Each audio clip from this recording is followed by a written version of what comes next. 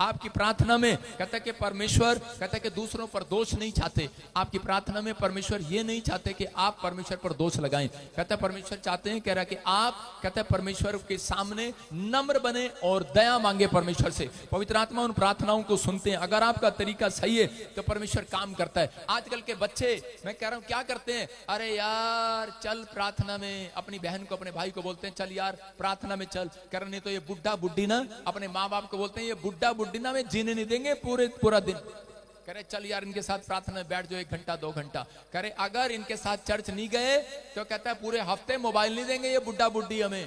कह रहे कि खेलने के लिए, कहते इसलिए चल जा 2 घंटे बैठ जा जाके। इसलिए बच्चे ना यहाँ पर 2 घंटे के लिए बैठे हैं, पूरे हफ्ता मोबाइल मिलेगा।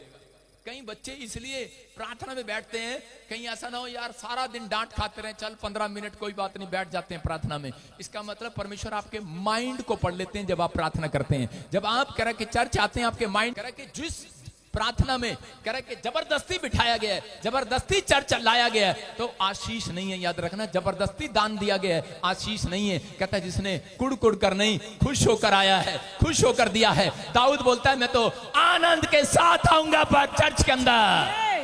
कह रहा परमेश्वर तेरे भवन में आनंद के साथ आऊंगा। कह रहा कि इसलिए परमेश्वर चाहते हैं, कह रहा कि उस व्यक्ति को परमेश्वर ने चुना।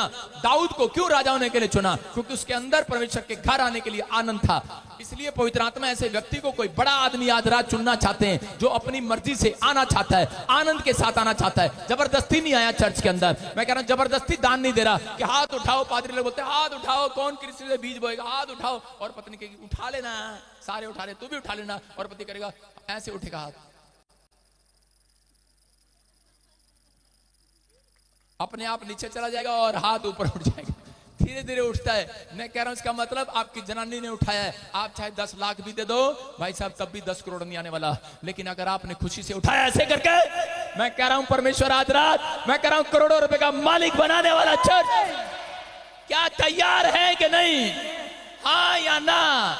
कह रहा लहर उसमें नहीं है, खुशी उसमें नहीं है जिसमें कोई आपको पंप दे रहा है। कह रहा लहर उसमें है जो आप वचन सुनने के बाद आप खड़े हो गए, तैयार हो गए परमेश्वर के लिए। कहता है जिस बात को आप मानने के लिए, आप अगर पाप को छोड़ने के लिए तैयार हैं तो परमेश्वर आपको उसी समय वचन सुनने के बाद जब आपने पाप को छोड़ने का फैसला ले लिया, परमेश्वर तैयार है आपको कुछ देने के लिए यीशु के नाम में।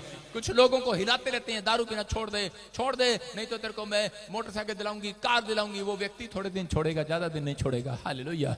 इसलिए परमेश्वर चाहते हैं, कहता आपका माइंड पढ़ लेते हैं जब आप प्रार्थना करते हैं। आज मेंबरशिप में बोलो, एक मेंबरशिप वाला